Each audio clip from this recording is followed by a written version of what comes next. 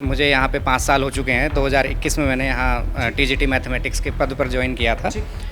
और जब मैं पहली बार आया था तो मुझे लगा था कि मेरा गवर्नमेंट में सिलेक्शन हुआ है या किसी प्राइवेट में। वहाँ पे मुझे कंपटीशन में नहीं ले जाया जा सकता था। और जब से मैं सर इस स्कूल में आया हूँ, यहाँ मुझे सर हर महीने, अगर मैं वॉशरूम के बारे में पूछूं, खान पीन के बारे में पूछूं, यहाँ पार्क के बारे में पूछूं, कितना ध्यान दिया जाता है साफ सफाई में? यहाँ अच्छे स्वच्छतापूर्ण भोजन तैयार होता है। प्रिंसिपल आके खुद से ध्यान देते हैं खाने पीने? जी, वहाँ और भी कुछ उसमें डाला रहता था खीर के अलावा? खीर, किशमिश, बादाम, काजू, ये सब डले रहते हैं। ये जो स्थिति है, क्या वाकई में बच्चों को केवल किताबी ज्ञान दे करके छोड़ दिया जाता है? इससे पानी का जो अपर्तनांक 1.3 है उसे मतलब ज्ञात करने के लिए होता है। जो जल का अपर्तनांक है वो इससे ज्ञात किया जाता है। ये कौन के मिरर है, अवतल दर्पण है, तो इस दर्पण के आधार पर हमारे पास में वस्तु कहाँ रखी होगी, उसकी इमेज कहाँ बनेगी, उस हिसाब से यहाँ संत कबीर दास जी की एक बहुत ही प्रसिद्ध पंक्ति है। पंक्ति कुछ इस प्रकार है कि गुरु गोविंद दो खड़े काके लागू पाए, बलिहारी गुरु आपने गोविंद दियो बताए। विद्यार्थियों का जीवन आगे चलकर कैसा होगा, उनका व्यवहार, उनके संस्कार, और वो आगे चलकर कैसे बनेंगे, ये सारी चीज़ें तय होती है जब वो अपने नौजवानी की उम्र में विद्यालय में ज्ञान प्राप्त कर रहे होते हैं। अध्यापक किस प्रकार उन सबको पढ़ाते हैं, एक विद्यार्थी आगे चल कर के कैसे अपने जीवन की ऊंचाइयों को छूता है, ये सारी जो डोर होती है वो अध्यापक के हाथ में होती है। चूँकि चुनावी यात्रा चल रहा था और चुनावी यात्रा कवर करते समय मेरा ध्यान एक विद्या केंद्र जो कि सेठ मुकुंद लाल विद्या केंद्र वीके इंटर कॉलेज जो कि गाज़ियाबाद में स्थित है, वहाँ पे मेरी नज़र जाती है।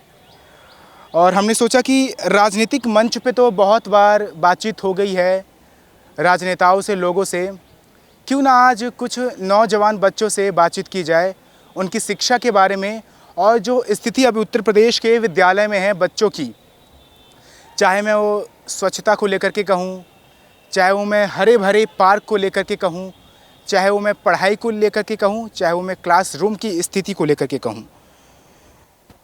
और इन्हीं सब चीज़ों को जांचने के लिए, परखने के लिए इस वक्त मेरी उपस्थिति गाज़ियाबाद के सेठ मुकुंद लाल कॉलेज में है। नाम क्या हुआ तुम्हारा? पवन। पवन, यस चलो कौन सी क्लास में? Sir 11 PCM।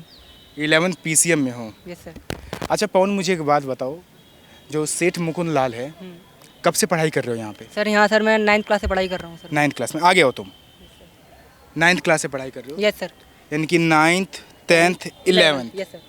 3 साल तुम्हें इस विद्यालय में हो गए। क्या महसूस किया पवन कि अगर मैं एक प्राइवेट स्कूल के बारे में पूछूं और एक सरकारी विद्यालय के बारे में पूछूं? सर उसमें सर प्राइवेट और सरकारी स्कूल में सर बहुत सारे डिफरेंस है।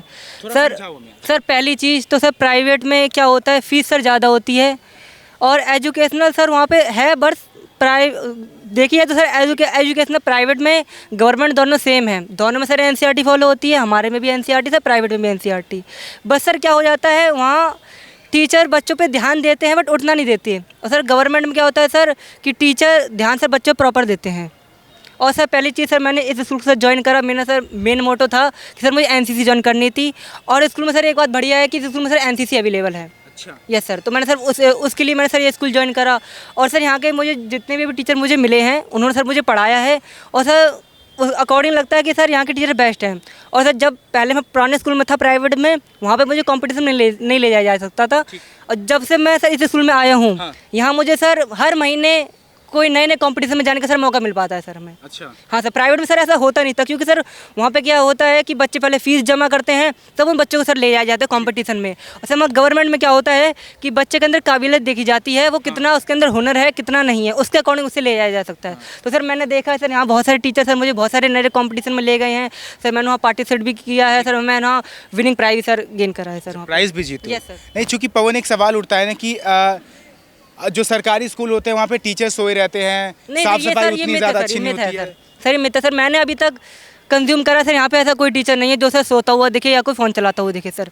हमारे सर फिजिक्स वाले टीचर हैं, वो जब भी आते हैं उन्हें आज तक मैंने कुर्सी पे बैठे उन्हें देखा है सर। पूरे जब भी आते हैं उनका पीरियड होता है सर 1 घंटे का, पूरा पीरियड सर खड़े खड़े होकर पढ़ा देते हैं सर वो।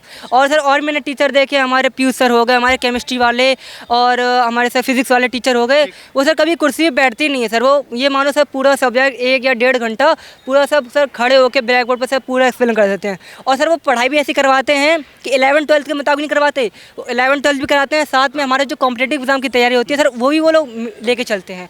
बट सर जो प्राइवेट स्कूल होते हैं वहाँ पे सर ये होता है कि उनका क्या होता है, बस केवल सिलेबस कंप्लीट कराना है, सिलेबस कंप्लीट कराना है सर, वहाँ होता है। बस इस स्कूल में क्या होता है सर कि सिलेबस के साथ बच्चों का क्या है, तुम्हें कितना नॉलेज ज्ञान हो रहा है सर, और सर कॉम्पिटेटिव एग्जाम की तैयारी भी कराई जाती है। अच्छा पवन, कहीं ऐसा तो नहीं कि केवल टीचर पढ़ा के चला जाए, अगर किसी बच्चे को समझ में ना आ रहा हो तो उसके ऊपर भी ध्यान नहीं दिया सर, जाए? मैंने सर देखा है कि सर मैथ में कोई मुझे सर नहीं समझ में आता, मैं टीचर सर पूछता हूँ, सर ने अभी तक मुझे मना नहीं करा। मैं सर अगर बाई चांस क्लास में नहीं समझ में आता है, बाद में प्रैक्टिस करता हूँ तो सर कैबिन में जाकर पूछ लेना सर, वहाँ भी मुझे बता देते हैं सर। तो पवन एक बात बताओ कि जो उत्तर प्रदेश की ये सरकारी विद्यालय है, इनकी स्थिति वाकई में पहले से ठीक है? सर पहले से सर मुझे तो पता नहीं, क्योंकि सर मैं पहले प्राइवेट पढ़ता था। जब से सर मैं 9th क्लास में आया हूँ, मुझे तो सर इस स्कूल का सर माहौल और सर सब बढ़िया लग रहा है। टीचर भी सर बढ़िया हैं यहाँ के।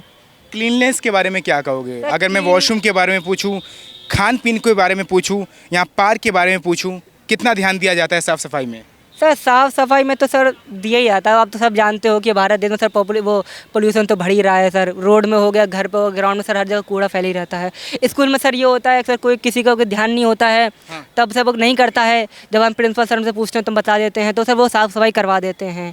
और सर खाना का सर पहले मैं 9th में था तो सर मैं खा लिया करता था कभी कभार खाना सर। 9th क्लास के बच्चे हो तो थोड़ा खाने पीने के बारे में बताओ कि जो रसोइया खाना बनाते थे वो कितना साफ सफाई का ध्यान रखते थे, खाने में स्वाद कैसा था? सर स्वाद तो सर बढ़िया ही आता था, बट सर घर के अकॉर्डिंग तो सर स्वाद तो थोड़ा ऊपर नीचे हो जाता है। घर पे मम्मी सर अलग टेस्ट बनाती हैं, यहाँ पे वो अलग ही, वो तो ऊपर नीचे हो ही जाता है। तो सर खाने की सर मैं खाने में सर मैं बुधवार को केवल खीर ही खाता था, वो तो फेवरेट थी तो इसलिए सर खीर मिलता था? या सर बुधवार वेडनेसडे को सर खीर मिलती थी सर। अच्छा, और भी कुछ उसमें डला रहता था खीर के हाँ अलावा? सर, खीर, किशमिश, बादाम, काजू ये सब डले रहते थे सर उसमें। सरकारी विद्यालय में? हाँ सर डले रहते थे सर, उसमें गरी के होते हैं वो पीस डले रहते हैं उसमें। अच्छा, सर तो खीर ज़्यादा अच्छा था यहाँ पे तुम्हारा? हाँ सर, हाँ सर, मैंने तो सर खीर ही देखा है। और सर थर्सडे को सर लड्डू मिलते थे चौलाई के हमें। अच्छा, यस सर। तो लड्डू भी मिलते थे यहाँ बच्चों को? Yes sir. तो कभी ऐसा महसूस किया है 11वीं क्लास में आ चुके हो कि हाँ यार एक बार 9वीं क्लास में काश चला जाता तो फिर दोबारा वो खाना मिल जाता मुझे? नहीं सर, 9वीं क्लास में सर हमने बहुत खाया सर। अब सर वही है था, बड़ी क्लास में चले गए, अब बेचारे हमारे छोटे जूनियर्स हैं उनके लिए भी तो ध्यान देना पड़ेगा, तो फिर नहीं खाते, फिर उनके लिए है तो। अच्छा, तुम आ गया हो, तुम नाम क्या हुआ तुम्हारा? संभव त्रिपाठी। तो त्रिपाठी जी मुझे एक बात बताओ, जी सर। कौन सी क्लास से पढ़ना शुरू किया यहाँ पे? सर मैं यहाँ पे 6th क्लास से पढ़ रहा हूँ। 6th क्लास से? जी सर।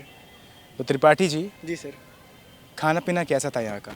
यहाँ सर देखिए, पवन ने तो खीर और लड्डू के बारे में बता दिया, अब तुम अपने बारे में बताओ। उन्होंने सही बताया। देखिए मैं 6th क्लास से पढ़ रहा हूँ, यहाँ पे खिचड़ी मिलती है, मुख्य खिचड़ी है यहाँ पे। बाकी एक दिन हफ्ते में दाल रोटी रहती है और खीर रहती है।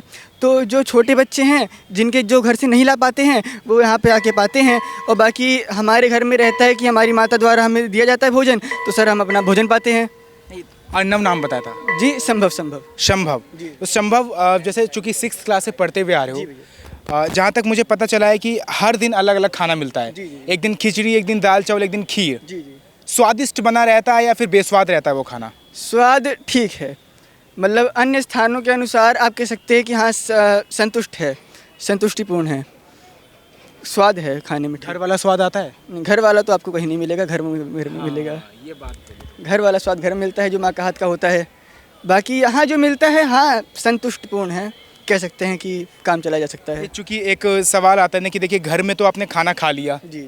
घर में तो मम्मी ने खाना आपको बना के दे दिया, लेकिन जब हम स्कूल में जाते हैं, खास करके जब हम सरकारी विद्यालय में जाते हैं, तो कहा जाता है कि जैसे तैसे बस खाना वाना बना के गंदे तरीके से बस परोस दिया जाता है बच्चों को, और बच्चे भी उतना ध्यान नहीं दे पाते। इस बात में कितनी सच्चाई लगती है? नहीं, यहाँ अच्छे स्वच्छतापूर्ण भोजन तैयार होता है। प्रिंसिपल आके खुद से ध्यान देते हैं खाने पीने जी, को? वहाँ गेट के पास भोजन है जगह, वहाँ अच्छे से तैयार होता है भोजन। और लंच में स्वयं वहाँ के जो लोग होते हैं वो लाइन लगवा के बच्चों को तरीके से दिलवाते हैं खाना। अच्छा, जी। साफ सफाई है मतलब खाने में? साफ सफाई है। हाँ जी। कोई ऐसा कभी ऐसा हुआ है कि खाना खा करके कोई बच्चा बीमार पड़ गया हो? नहीं ऐसा नहीं हुआ। ऐसा कभी नहीं हुआ आज तक? नहीं ऐसा नहीं हुआ। अच्छा, मतलब साफ सफाई का ध्यान दिया जाता है। जी। अच्छा, यहाँ पे लैब क्लासरूम कहाँ पे है तुम्हारा? सर लैब हमारा केमिस्ट्री लैब सर वो रहा, और सर फिजिक्स लैब ऊपर रहा। सर फिजिक्स लैब मुझे सर बहुत बढ़िया लगी, क्योंकि सर वहाँ पे मुझे नए नए इंस्ट्रूमेंट का, जैसे वर्नियर कैलिपर हो गया, पेंच मापी हो गई, मुख्य पैमाना हो गया, लेंस हो गया, इन सब में बहुत सारे सर ने मुझे सर सिखाया, जानना सिखाया सर। उनको सर यूज़ कैसे करा जाता है हमारे डेली लाइफ में, सर वो सर ने बताया तो हमें। जो औजार रखे रहते हैं वो काम वाम करते हैं सब? सारे सर काम कर रहे हैं सर फिजिक्स लैब में। और जो खराब होते फिर नया आ जाता है? हाँ सर, नए आ जाते हैं सर। अभी तक मैंने सर ने जितने हमें करवाए हैं, सब सारे जो इंस्ट्रूमेंट थे, वर्नियर कैलिपर, पेंच मापी, सब वो सर सारे नए थे, सारे सर वर्किंग कंडीशन में थे सर। सब वर्किंग कंडीशन में, ठीक है। मैं सेठ मुकुंद लाल में हूँ और ये आप इस वक्त देख सकते हैं, ये गैलरी है, ये फर्स्ट फ्लोर है। फर्स्ट फ्लोर ही है ना यहाँ का? जी, फर्स्ट फ्लोर है। अच्छा, तो पीयूष जी मैं देख रहा हूँ कि काफ़ी साफ़ सफाई रखी गई है। देख सकते हैं कि नीचे भी साफ़ सफाई है, पार्क में ग्रेजिंग भी करवाई जाती है, फ्लोर भी काफ़ी सुंदर तरीके से बिल्कुल क्लीन है। जी, ये आज ही है या फिर ऐसा ही रहता है हमेशा? ये हमेशा से ऐसा ही रहता है। मुझे यहाँ पे 5 साल हो चुके हैं। 2021 में मैंने यहाँ टीजीटी मैथमेटिक्स के पद पर ज्वाइन किया था, और जब मैं पहली बार आया था तो मुझे लगा था कि मेरा गवर्नमेंट में सिलेक्शन हुआ है या किसी प्राइवेट स्कूल में मैं गलती से आ गया हूँ। लेकिन जब रियलिटी मुझे मालूम हुई, जब मैंने यहाँ देखा कि भाई वाकई में गवर्नमेंट स्कूल है और इसी स्कूल में मेरा सिलेक्शन हुआ, तो मुझे अंदर से बहुत खुशी हुई। और तब से लेके आज तक इसमें कहना चाहिए कि मतलब हर साल कुछ ना कुछ नया, हर बार पेंट होता है, साफ़ सफाई तो डेली यहाँ होती है, और कुछ ना कुछ सुधार, प्रोग्रेस ही करता जा रहा है स्कूल। और ऐसा ही चमचमाता हुआ स्कूल आपको देखने के लिए मिलेगा, आप किसी भी टाइम आइए। हर समय मतलब बिल्कुल ध्यान रखा जाता है विद्यालय में? बिल्कुल मेंटेन रखा जाता है, बिल्कुल ध्यान रखा जाता है, और किसी भी तरीके से प्राइवेट स्कूल से कम नहीं है। अच्छा, यहाँ पे कितने वॉशरूम है? चूँकि क्लास 12 तक है ये, जी, तो यहाँ पे कितने वॉशरूम है अभी? यहाँ पे टोटल 4 वॉशरूम्स हैं। इधर ऊपर नीचे सामने की तरफ अगर आप देखें, इस बिल्डिंग के लिए अलग है, और उधर सामने वाली जो बिल्डिंग है जूनियर क्लासेस, उनके लिए अलग है। मतलब हर क्लासेस के जूनियर सेक्शन, सीनियर सेक्शन, सभी के लिए अलग अलग वॉशरूम की व्यवस्था ऊपर नीचे अलग अलग की गई है। अच्छा, ये पीछे जो है महिलाओं का वॉशरूम है यहाँ पे? लेकिन ये कॉलेज हमारा क्योंकि बॉयज़ है तो इसका यूज़ नहीं होता। कभी एग्ज़ाम सेंटर जैसे पड़ता है कॉम्पिटिटिव एग्ज़ाम का, तो उसमें लेडीज़ वगैरह आती हैं एग्ज़ाम देने, तब इसका यूज़ होता है। अच्छा जी, जब सेंटर पड़ता है विद्यालय में तब इसका प्रयोग, यानी कि पहले ही से सोच के रखा गया है? बिल्कुल। यहाँ गर्ल्स नहीं है, केवल बॉयज़ स्कूल है ये, तो इसलिए इसका कोई यूज़ नहीं है, बंद रहता है। अच्छा पीयूष जी, जी, आप सच बताइए कि स्थिति कैसी है वॉशरूम की सरकारी विद्यालयों की?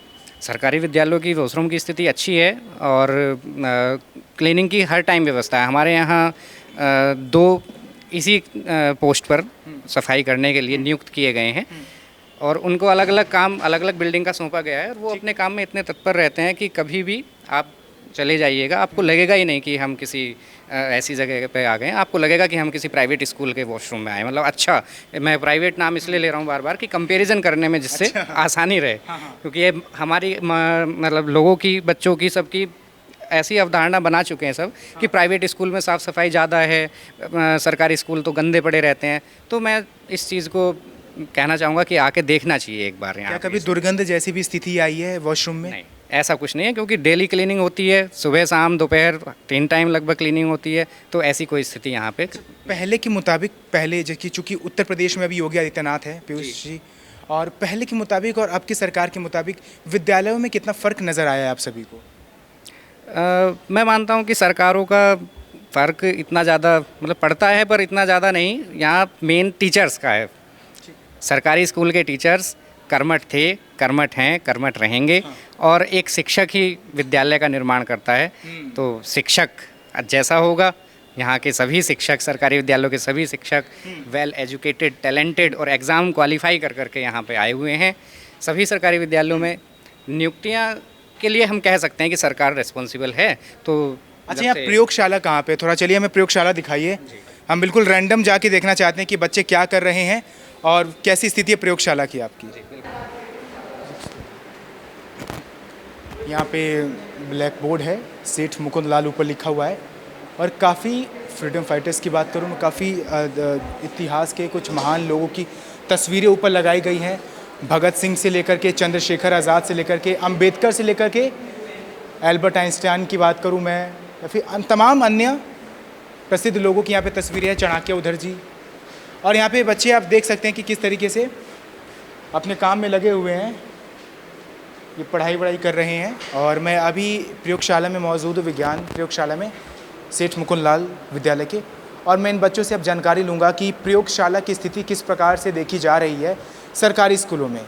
प्राइवेट में तो पैसे दे करके हम डांट वाट करके सुधरवा देते हैं, लेकिन सरकारी विद्यालय में ये जो स्थिति है, क्या वाकई में बच्चों को केवल किताबी ज्ञान दे करके छोड़ दिया जाता है या भौतिक रूप से प्रैक्टिकली भी समझाया जाता है? ये क्या कर रहे हो, थोड़ा समझाओ हमें। सर ये वर्नियर कैलिपर्स के। अच्छा, अब इससे क्या करने वाले हो? नहीं, हमारा तो ये वाला एक्सपेरिमेंट था, ये वाला। अच्छा, तो मैं देख रहा हूँ कि यहाँ पे काफ़ी सारे यंत्र हैं, एक वहाँ पे है, एक यहाँ पे है, काफ़ी सारे टेबल पे सजा के रखे गए हैं। ये प्रैक्टिकल के लिए होते हैं बच्चों के लिए। जैसे जिनका 11th का प्रैक्टिकल होता है, 12th का प्रैक्टिकल होता है, तो उनके अलग अलग से प्रैक्टिकल वाइज होते हैं, फर्स्ट, सेकंड, थर्ड, तो उनके हिसाब से प्रैक्टिकल के रखे हुए हैं। जैसे ये रखा हुआ है, ये वस्तु को जैसे दर्पण में वस्तु के जो प्रतिबिंब होता है उनके रिफ्लेक्शन, प्रतिबिंब, ठीक है। तो ये 12th का है और ये जो बने के ये 11th का है। तो 11th के बच्चे आए होंगे, वो करेंगे होंगे, तो वहाँ पे इनके रखे हुए हैं। तो यहाँ पे मतलब मैं देख रहा हूँ जो ये मैग्नीफायर ग्लासेस हैं, शीशे, इन सब से आपको रिफ्लेक्शन के बारे में समझाया जाता है। इससे पानी का जो अपवर्तनांक 1.3 है उसे मतलब ज्ञात करने के लिए होता है, जो जल का अपवर्तनांक है वो इससे ज्ञात किया जाता है। तो टीचर समझाते हैं आके कि आप खुद बच्चे आके समझते हैं? टीचर समझाते हैं, फिर बच्चे प्रैक्टिस करते हैं, अगर नहीं समझ आता फिर टीचर दोबारा समझाते हैं। डीपी जी थोड़ा। मैं फिजिक्स लैब का इंचार्ज हूँ हाँ।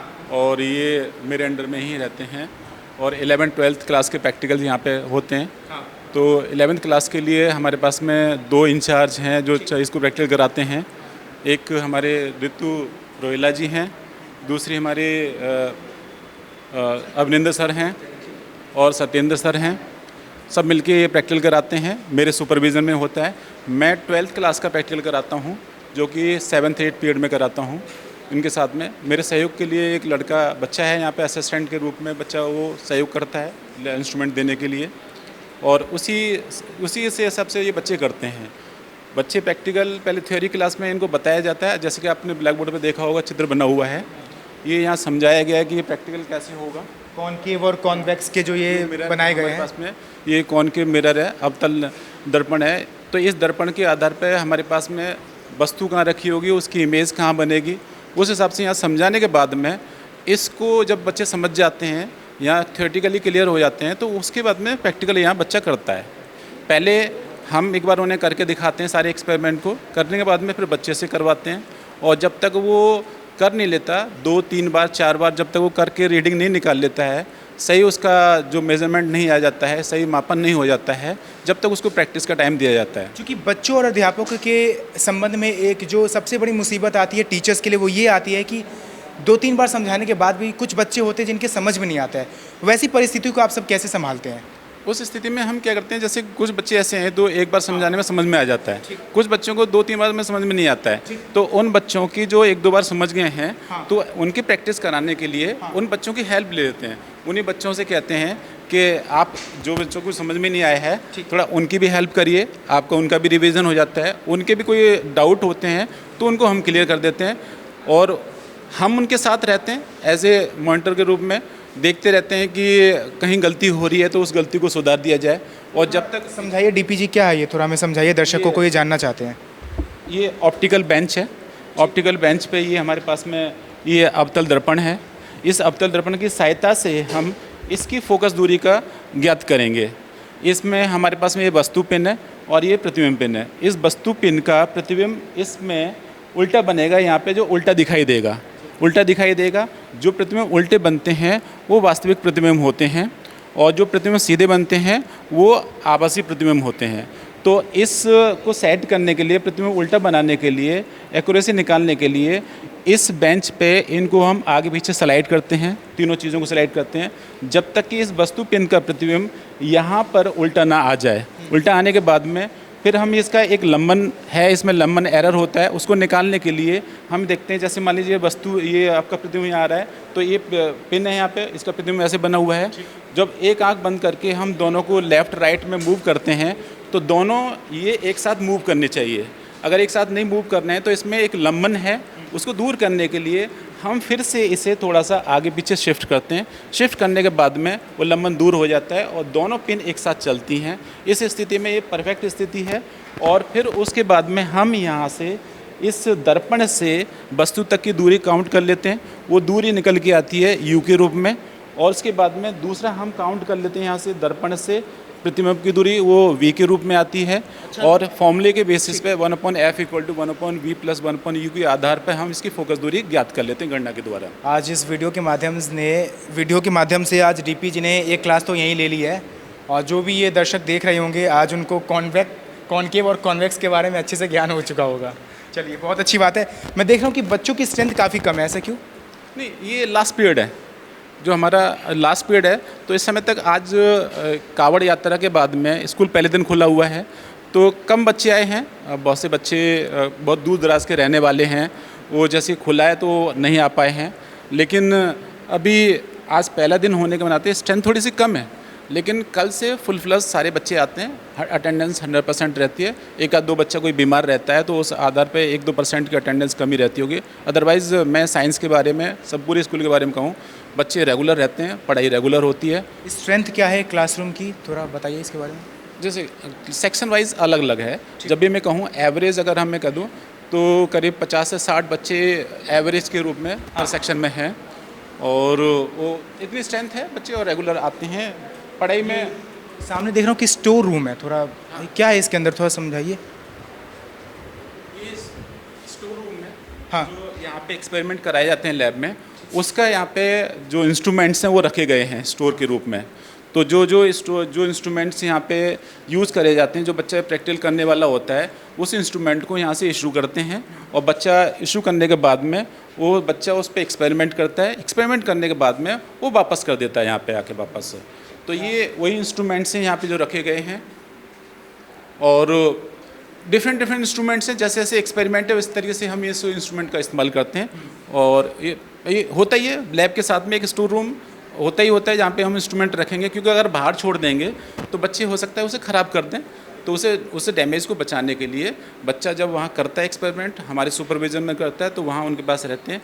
जैसे ही उनका एक्सपेरिमेंट ख़त्म हो जाता है यहाँ पे वापस आ जाता है। नेक्स्ट बैच आता है तो नेक्स्ट बैच के लिए उनका एक्सपेरिमेंट कोई दूसरा चला हुआ होता है, तो उस एक्सपेरिमेंट के हिसाब से वो इंस्ट्रूमेंट अलग इशू होते हैं और उस आधार पर एक्सपेरिमेंट करते हैं।